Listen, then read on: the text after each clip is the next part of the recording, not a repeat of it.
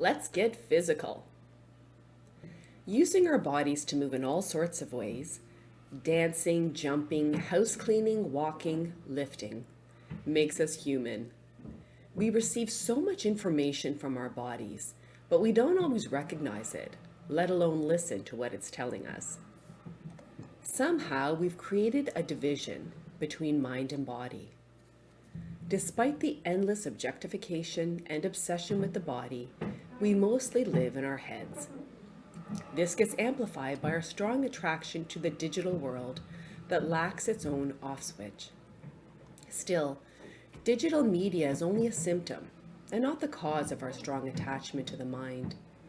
Other factors contributed, such as the prioritization of reason that came from the scientific revolution and enlightenment, along with our secularization of society.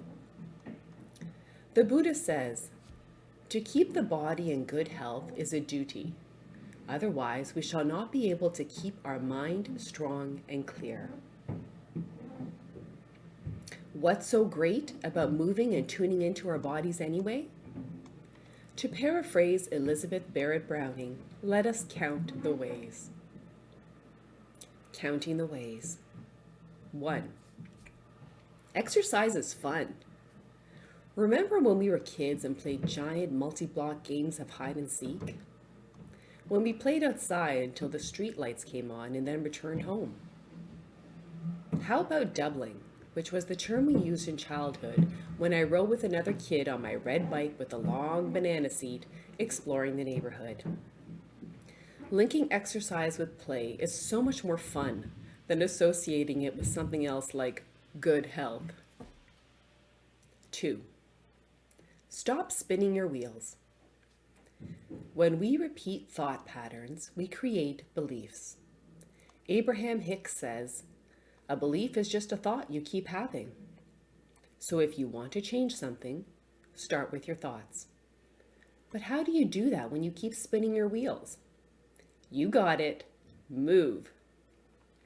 It's amazing how much more clearly we see ourselves when we focus on something else. 3. Presence. I've spoken about this a few times already. The body only knows the present moment. If you want more presence in your life, movement is a great access point. Even taking a 20-minute walk can make a difference in helping you feel more grounded. When you're grounded, you have more space to explore. 4. Move from problem to solution. When we physically move, we are literally transitioning from passive to active. Action can propel us from problem to solution or stagnation to inspiration. It feels good to move our bodies. That's why it's reinforced by endorphins. It's the body's way to encourage us to keep it up. 5. Somatic intelligence.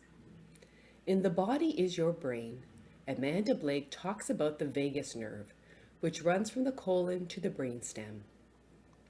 Science now shows what many intuitively knew already. Our gut reaction is real. Did you know that 80% and 90% of our vagal nerve fibers send messages to the brain, not the other way around? When your gut tells you something, listen to it. It's informing your brain to pay attention. 6. Yoga. Had to plug my favorite form of exercise. One thing I've learned over the years in yoga is that we store our emotions in our hips.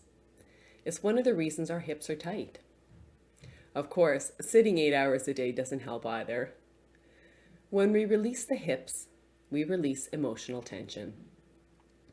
In sum, let's keep our minds strong and clear through movement.